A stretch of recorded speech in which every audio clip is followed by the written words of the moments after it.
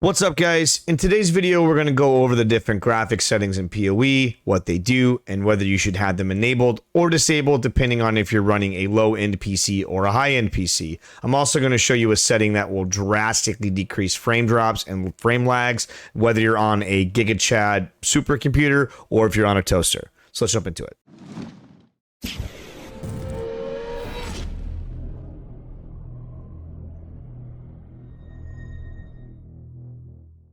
All right, so we're going to go through the settings as they appear in the menu. If you don't know how to get there, what you're going to do is you're going to press escape, go to options, and it'll be the very first tab there on the left.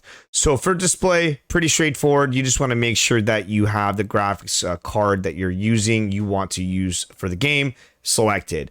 Some machines have multiple graphics cards. You just want to make sure they have the correct one selected. For me, it is correct, the RTX 3070. Not really sure why there's two here, but yeah, this is the one that we're using, so we're good to go.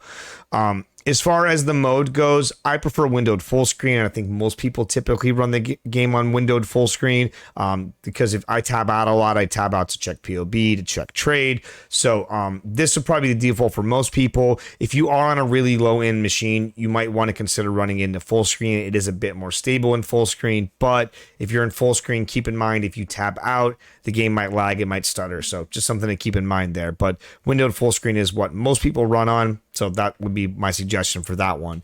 As far as resolution goes, you want to try to run whatever resolution you can run comfortably, and it's going to look the best, right? So resolution is probably one of the biggest impacts on the performance of the game. So changing this setting will drastically increase the performance, but it is going to make the game look a lot worse. So if you go too low, the game is going to look pretty potato. So just keep this in mind. If you do need to lower this setting, just run whatever is the most comfortable for you to run on your machine, and it still is not horrible to look at. So next is the renderer. So by default, this is set to DirectX 11. If you have a relatively newer PC, like within the last 3 to 4 years, you probably want to go with DirectX 12. It does say beta, but it runs completely fine.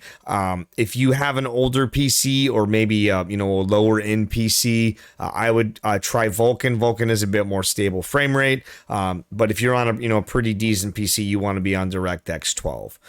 VSync, what VSync does is essentially, so in theory, VSync turned off is good in theory, but in practice, it's not. So basically what this does is this syncs the frames of the game up to the refresh rate of your monitor. Okay.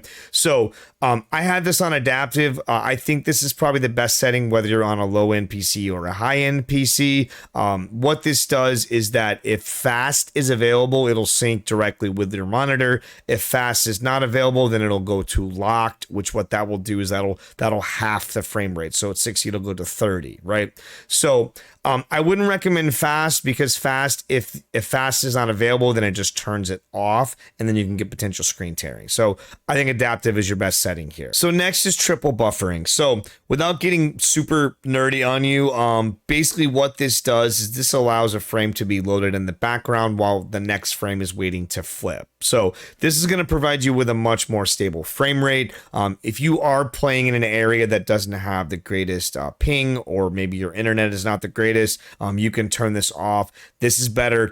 If you have it turned off, it's better for high latency, whether it's server side or whether it's just your internet. So you can turn this off if you have high ping. If you don't have high ping, I recommend keeping this on. Foreground FPS cap, you don't need to worry about this setting. This is only if you have VSync turned off. If you do turn VSync off for whatever reason, maybe your computer just can't run it or whatever reason you want to turn this off, then you want to set this cap to whatever your computer can handle as far as the frame rates go. I recommend 60, but if you have maybe your PC can only render 50, set it to 50, whatever makes sense. But if you have VSync on, don't worry about this setting. Background FPS cap, this is when the game is tabbed out, what the frames will be set to. So If you have a lower end PC, you might want to turn this on, because if you tab out and tab back in, you might have like a huge CPU spike, or maybe your machine might freeze up, or your game might freeze up. So if you are noticing those issues, you can turn this on, and you can play around this. At 30 should be a pretty good setting, but you can always lower it lower if you need to. So for anti-aliasing, you probably want to have this setting turned off. Basically what this does, this decreases the jagged edges on the edge of the screen, or when you load into a new area, sometimes you can get that jagged look to the screen. I would recommend having this setting off. If it really does bother you, you can turn it on. Something to keep in mind, though, is if you do turn this on, the higher your resolution, it is going to take up more resources if you're on a higher resolution. So I'm on 1920 by 1080. It is a pretty decent resource sink to turn this on. So I don't think it's really worth it. I don't really notice it, but if it does bother you, you can turn it on and just, see how your PC runs with it on like that. As far as lighting goes, I would just keep this on default. If you put it on Shadows Plus Global Illumination, basically what this does is it just allows certain MTXs to pop more, and certain effects will stand out a bit more. Not super noticeable, at least in my opinion. I've tried running it and without it. It is a pretty big resource sink, though. I don't think it's worth it for what it does. So just keep this on default. Shadow quality, also keep this on default. If you do turn on Shadows Plus Global Illumination, I would definitely keep this on low for shadow quality, because if you go higher ultra, it's a huge resource sink. So unless you're on like a super high end PC, I would not do high and ultra plus GI. I would just keep this on this, and then keep this on low. That's a fine setting. Sun shadow quality is more of just a preference thing. It doesn't really have too much of an impact one way or the other. It just kind of affects the way it looks, and it doesn't really have too much of performance cost. If you are on a super budget PC, you probably want to have this on low. I haven't noticed a difference between high and low as far as performance goes, really even just the way it looks. So I just keep it on high. Don't really notice a difference with it. Number of lights, so you probably want to keep this on medium. That is the default. Now, something to keep in mind is this does affect the lighting of projectiles too. So if you're playing something like Cast on Crit, or you're playing like a bow build where you're sending out a lot of projectiles, you probably want to have this maybe even on low if you're on a lower NPC, because that every single one of those projectiles is going to have a cost to it. So the more on the screen, the higher the cost. So I would just keep this on medium, and if you're noticing frame lag issues, you can always go to low if you need to. But yeah, that's that. So bloom is pretty much purely cosmetic. What this does, this basically allows certain lighting effects and certain skills to pop more. One of the things I will say is that certain fights or certain things that you're doing that require you to see your stand in certain ways. So like Maven's memory puzzle, or the Scourge, the little red things she shoots out where you have to stand in different ways to not get hit by it. That you might want to turn this up a bit so you can see it a bit better. But this is just purely cosmetic. Just play around with it and see what you like here. It doesn't really have any effect on performance one way or the other. Right.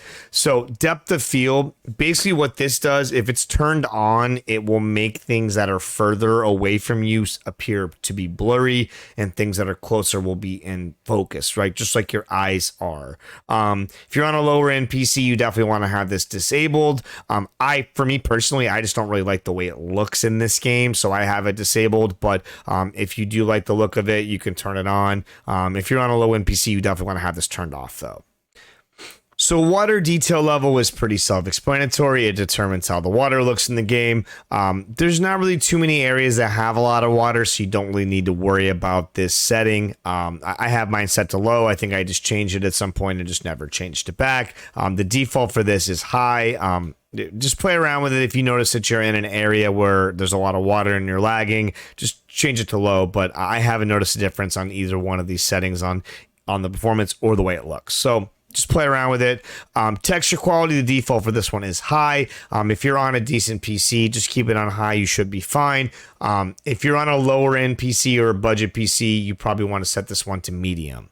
Okay, so texture filtering is where I see a lot of confusion, or people don't really understand which one to pick or what they do and what the differences are. So without going super down the rabbit hole on what the differences between anisotropic and trilinear filtering is, basically, trilinear is the older version of the filtering, and anisotropic is the newer version of the filtering. Trilinear assumes that all of the pixels are uniform, so things that are viewed on their side or on their oblique are not going to look as good with trilinear filtering, whereas anisotropic allows pixels to be rendered in multiple different axes, so it allows things to look a bit better when they're viewed on their side or on an angle, right? So if you're able to, you want to try to run anisotropic. 16 is obviously the best, so if you're able to run 16, run 16.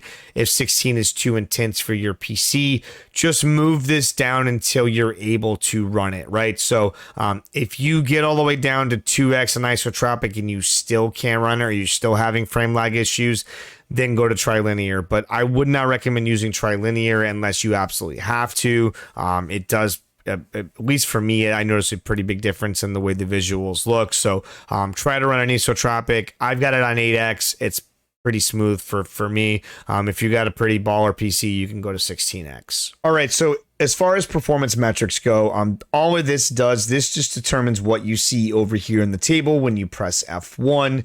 Has nothing to do with the actual performance of the game or the performance of your machine. So this is just what you see and how it looks. So play with this however you want to.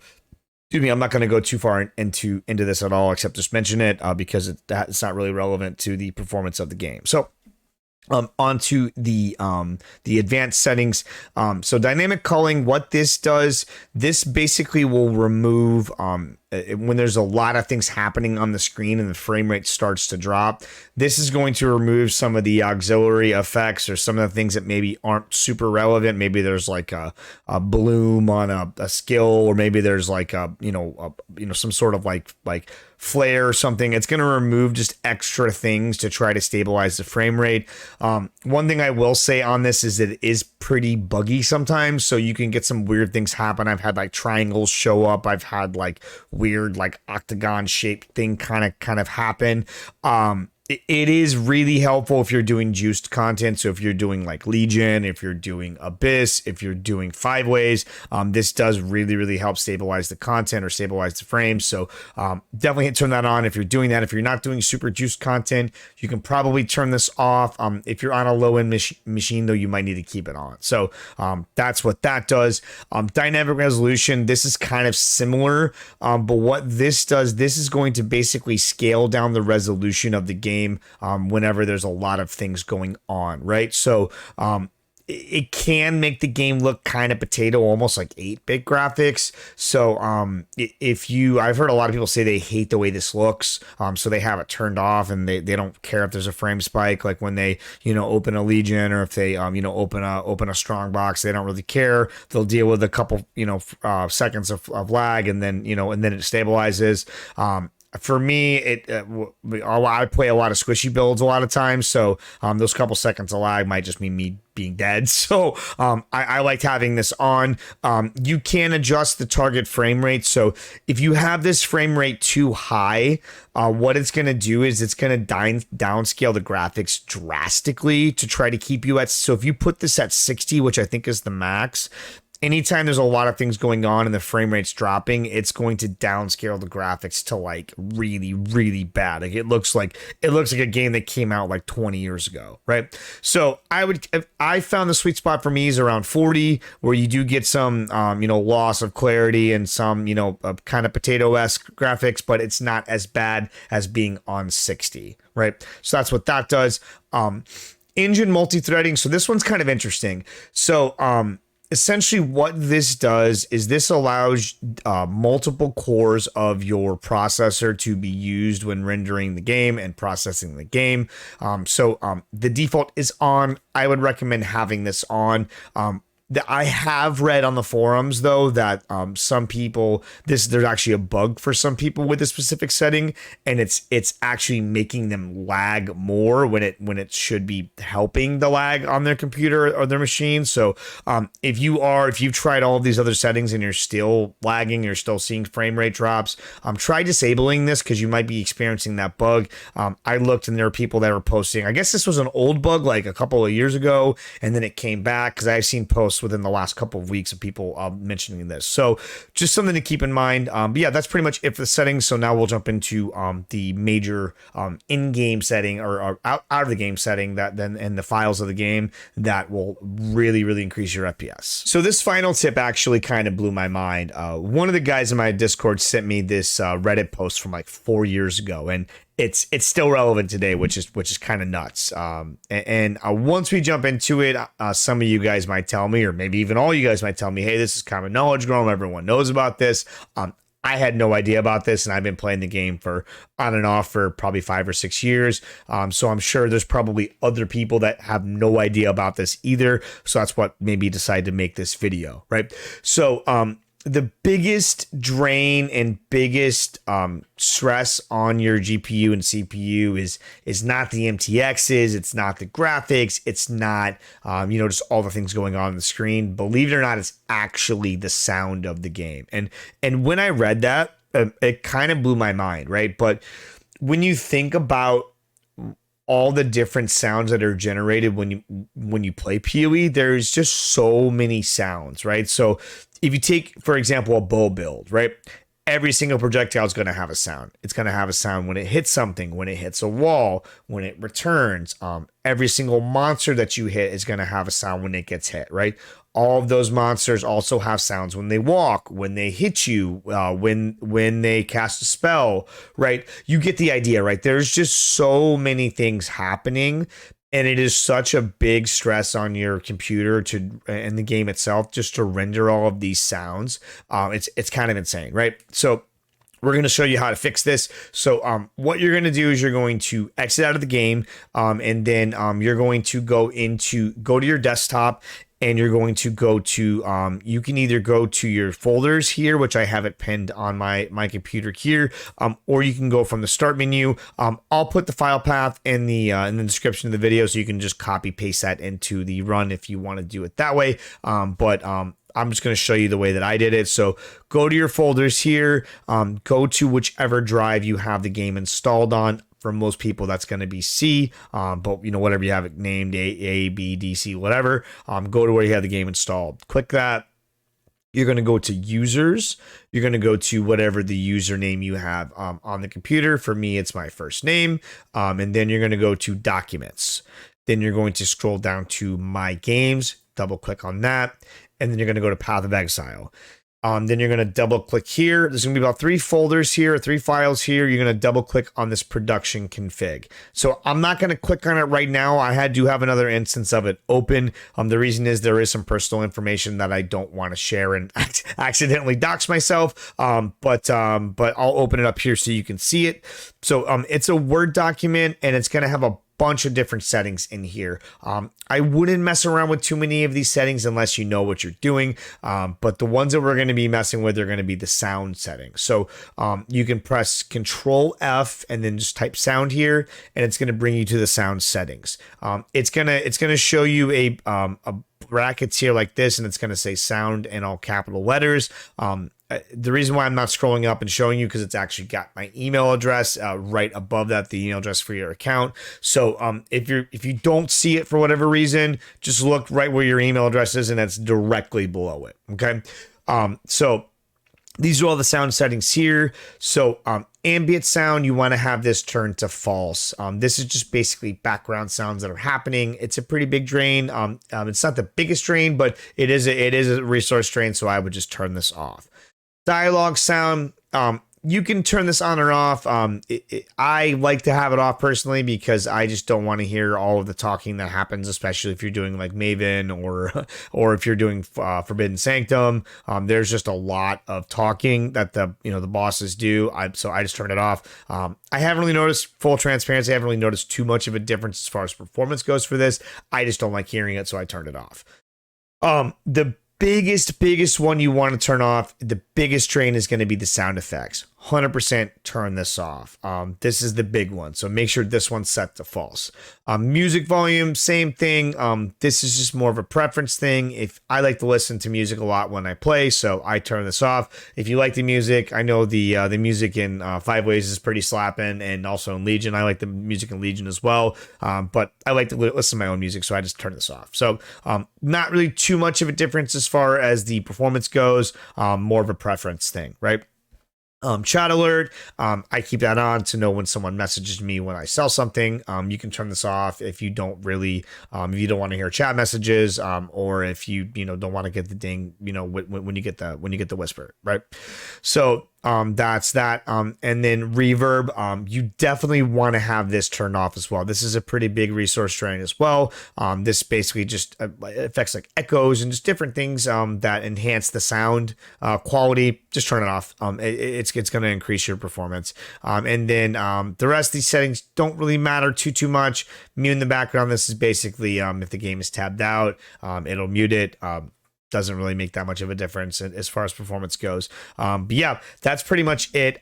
For me, when I read this and I tried it, I didn't really expect that big of a difference. I thought it would be a small marginal change, but it was such a huge difference. It was literally night and day. I cannot see myself playing the game not like this anymore, because it is just such a huge quality of life change that it's I can't imagine myself going back, right? So, but yeah, let me know, try the settings out. Let me know what you guys think.